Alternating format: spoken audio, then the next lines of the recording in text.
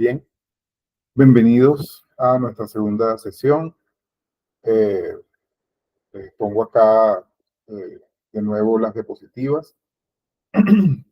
Me di cuenta que en la grabación de ayer de la primera clase comencé a hablar antes de que comenzara la grabación, ¿no? Pero bueno, de eso me di cuenta fue después y de todas maneras no se perdió mucho, porque básicamente fue mostrarles la primera diapositiva y las primeras palabras, que no fueron más de 10 segundos tal vez.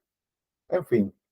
Eh, Estamos viendo acá entonces nuestra diapositiva que nos van a acompañar, eh, nos van a estar acompañando durante el taller. eh, y bueno, ellas eh, tienen pues dos primeras diapositivas de inicio, digamos. Luego está, por supuesto, la del tema uno. Eh, Recuerden que están ahí pendientes revisar el manual del perfecto cuentista, que bueno, ayer prácticamente pasó por debajo de la mesa, pero bueno, se comprende, ¿no? Eh, es importante que aprovechen ese momento de, en que yo abro espacio para participar, porque suele suceder que la gente se queda con las dudas, pero a veces la duda es tan grande que ni siquiera sabe que la tiene, o si la tiene no sabe cómo plantearla, ¿no? Eso sucede, es totalmente normal, no quiere decir nada malo, ¿no? Ok, entonces hoy vamos a hablar en este segundo tema entre la noveleta y el microcuento, eh, todo lo que existe allí en un término que a mí me gusta mucho, eh, que es bueno, la extensa brevedad. Bien, hay una primera idea eh, metafórica, sin duda alguna, que vamos a tomar en cuenta, ¿no?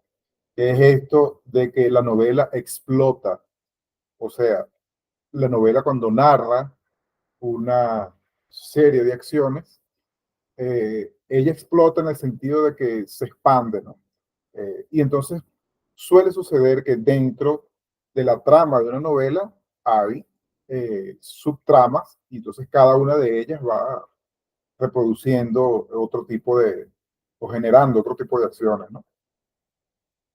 Eh, es, digamos, esto es teoría básica de la novela, ¿no? La novela no es una narración de una acción o una secuencia de acciones de un personaje, sino de varias cosas, varios personajes, varias acciones, varias secuencias. Ahora, quiere decir que todo lo que no sea así, de varios personajes y de varias secuencias, que todo lo que no sea eso, entonces no es novela. Es una cosa discutible, pero en todo caso, a lo que vamos a de lo que vamos a encargarnos acá es de lo que no es novela. Ya o sea, de lo que estamos seguros de que no es una novela. Ya de lo que nos plantea inseguridad sobre si es novela o no, eso será en el taller de novela. Pero vamos a quedarnos acá con lo que estamos seguros de que no es una novela. Eh, ¿Y cómo lo sabemos? Porque entonces, si la novela explota, es centrífuga, eh, todo lo que no es novela, todo lo demás, como dice la diapositiva, implota. Es decir, todo lo que ocurre, la secuencia de acciones, los personajes, las escenas, todo contribuye al mismo interior de lo que sucede en esta narración. No es la intención de una narración de este tipo dejar, digamos, brechas abiertas para otras narraciones u otras historias que puedan ser de interés para la, la diégesis, o sea, la historia ficcionada de la, de la, de la novela. Acabo de usar una palabra para la cual hay algunas palabras para las que uso esta pizarrita para colocárselas acá. Y es ese término que es bueno que lo conozcan de diégesis. Okay. A ver, bueno, diégesis. Diégesis es básicamente eso, es la historia de una ficción. ¿Qué es lo que envuelve una ficción dentro de su trama de sucesos, de acontecimientos que engloba? Entonces, bien, ahí comenzamos a ver, ¿no? ¿Cuál es la fuerza centrípeta de la extensa brevedad? ¿Qué es eso de lo que yo coloco allí, ¿no? Bueno, precisamente sobre eso vamos a comentar, ¿no? Eh, Ahora vamos a dejar, digamos, atrás lo que habíamos planteado ya en ámbito más genérico sobre la narrativa. Vamos a dejar atrás aquella referencia que hacíamos a la épica o la epopeya, desde Gilgamesh, pasando por Odiseo, la Eneida, hasta llegar, hasta pasar incluso por la comedia de Dante y los viajes de Gulliver, de Jonathan Swift. Okay, vamos a olvidarnos de todas estas eh, extensiones grandes de texto que llamaríamos novelas, y vamos a concentrarnos entonces en extensiones pequeñas de texto. ¿A qué me refiero yo con fuerza centrípeta? Como ya lo venía explicando, quiere decir que las acciones de este tipo de narraciones implotan, o sea, todo va hacia adentro, todo contribuye hacia la misma construcción de la historia y no hacia posibles historias que surjan o que puedan surgir a partir de esta narración, ¿verdad? Entonces, eso comienza a suceder en términos de extensión narrativa. En el café, estoy como Chávez, ¿no? Hablaba y discursiaba tomando café, está haciendo frío. Bueno, entonces, eso comienza a separarse de la novela en un género que por muchos años, por muchos siglos, ha estado, digamos, indeterminado. Incluso hasta hace muy poco en la historia de la literatura y, digamos, prácticamente en la adolescencia de la teoría y la crítica literaria, se le llamó un género sin nombre. ¿Qué es este género sin nombre? Al cual finalmente a alguien se le ocurrió llamarle noveleta, sobre todo porque se trajo el nombre de un término francés que es más o menos lo mismo, es nouvelle.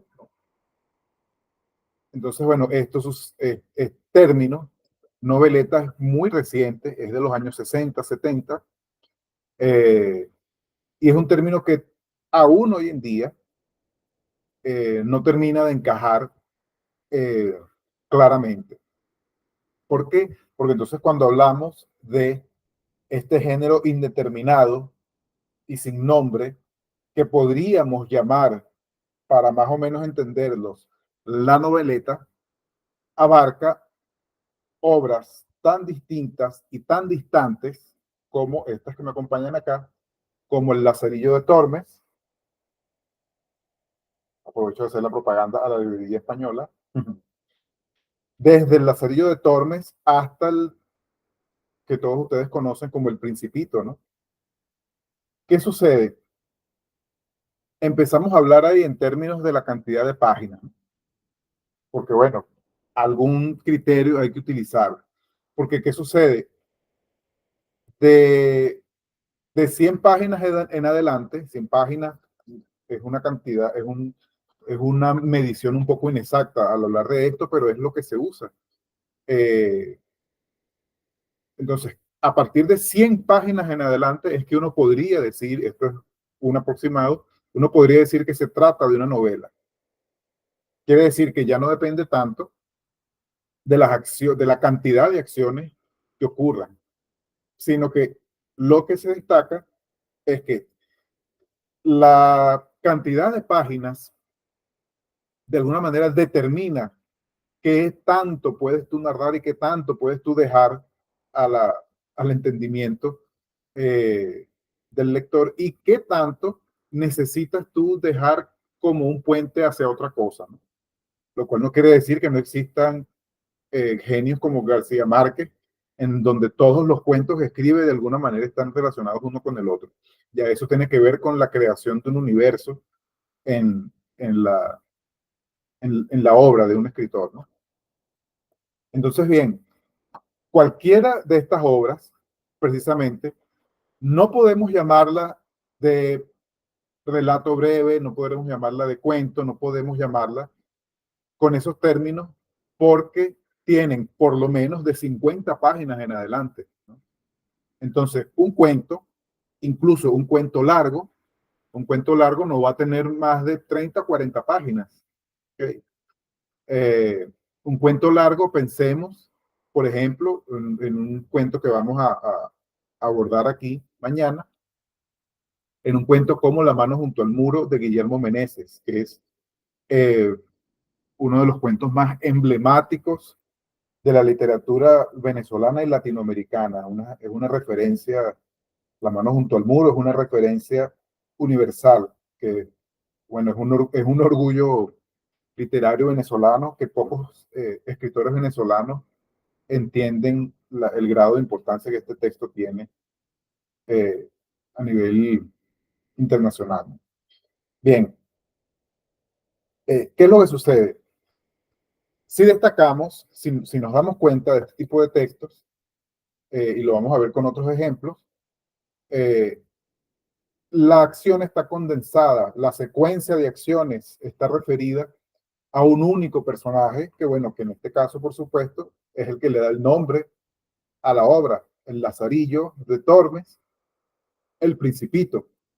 Quiere decir que no hay mayor atención a otros personajes. No quiere decir, por supuesto, que no existan cosas como Ana Karenina de Tolstoy, que la novela trata sobre un personaje, pero la novela tiene 300 páginas. No, lo que nos interesa es cómo se condensa todo eso, cómo se condensa la historia de un solo personaje y además en un solo momento. Ahí vamos a tomar mucho en cuenta eh, la, la diversificación de subtramas. Es decir, básicamente la noveleta no tiene subtramas, tan simple como eso, ¿no? Y bueno, y ahí podríamos mencionar otra cantidad de ejemplos que entonces nos permiten comenzar a entender, ¿no?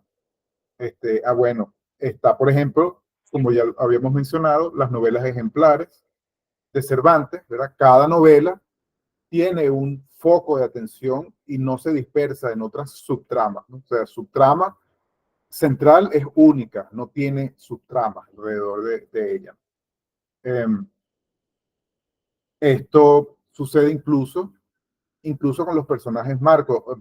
¿Qué son los personajes marcos? Mencionábamos a Sherezade en, la, en, la, en las Mil y una Noches.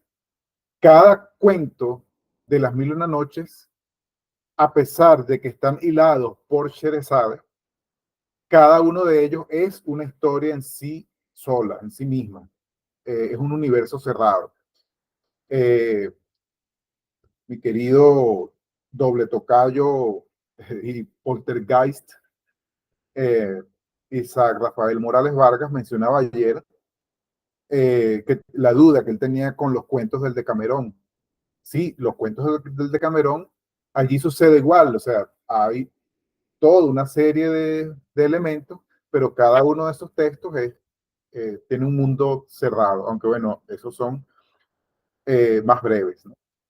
Eh, entonces, bueno, esta extensa brevedad viene desde obras tan antiguas, incluso es curioso que el Lazarillo de Tormes, en su prólogo, el autor, que es anónimo, se refiere a ella como un librito.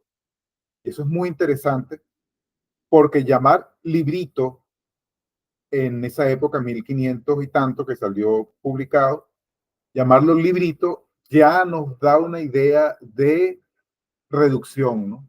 De que es algo breve, librito.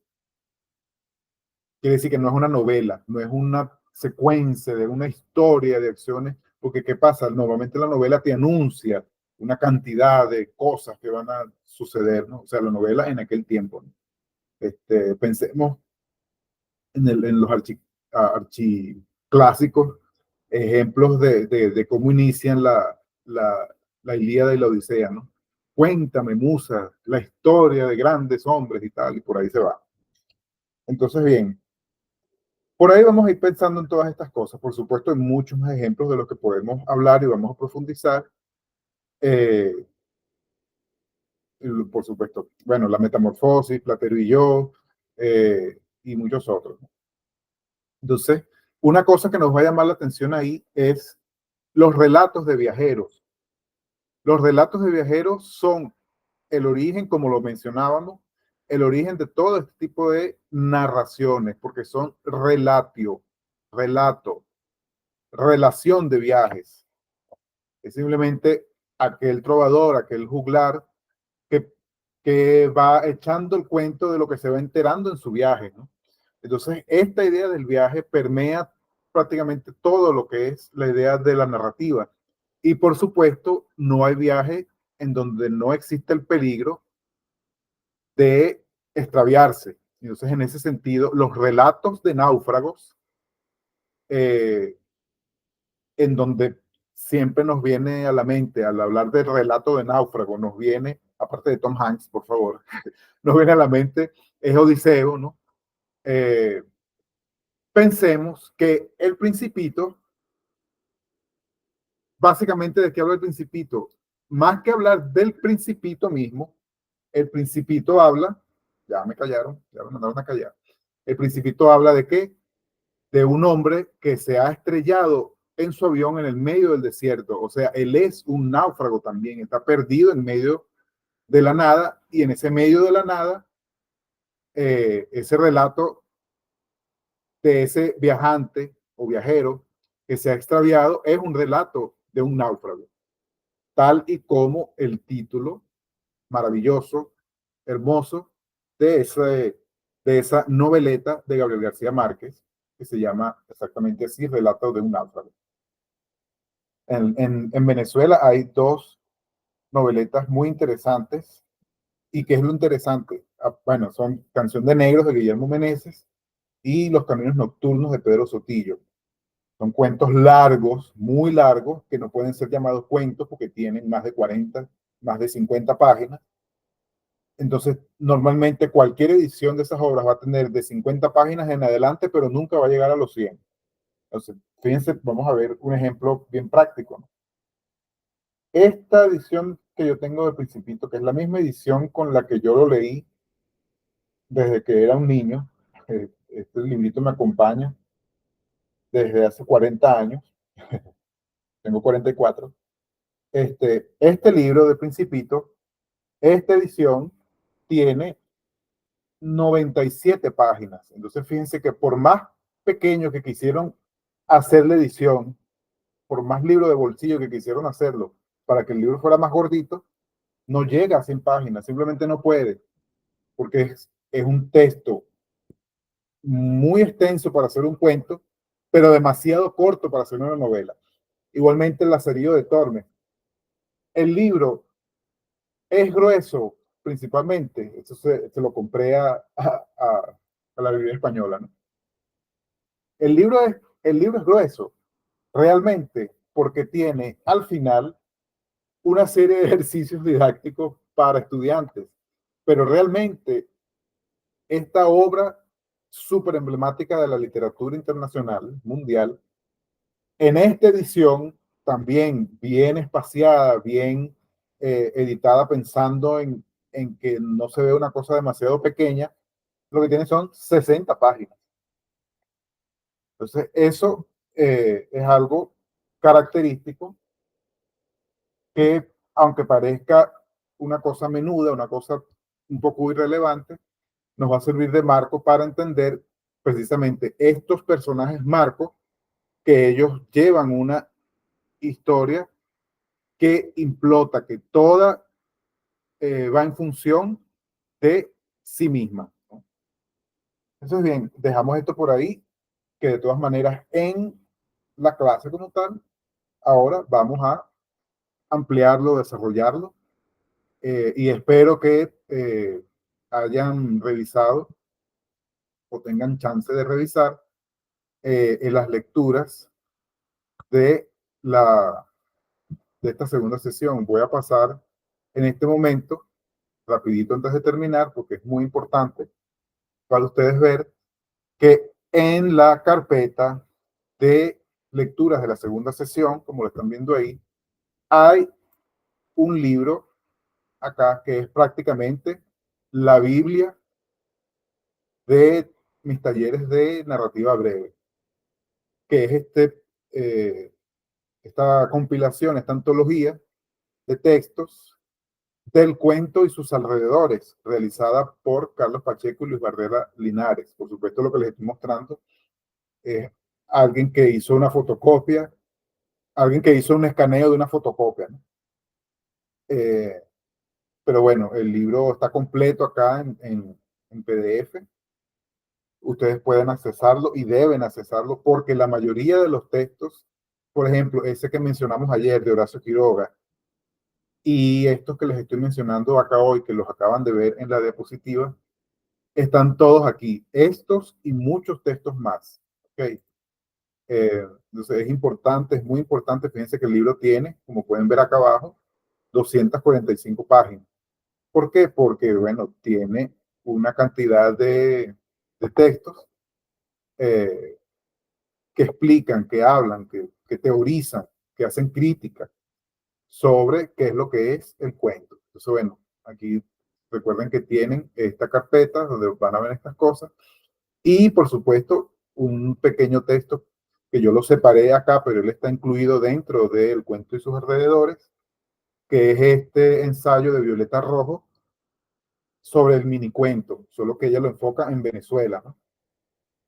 Pero bueno, este es nuestro tema de hoy, ¿no? Entre la noveleta, que es esa cosa vaga, que exactamente no sabemos qué hay allí,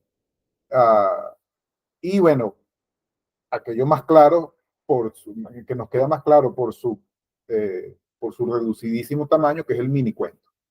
Entonces, con esto damos pues inicio a nuestra segunda sesión de hoy y pues vamos al grano.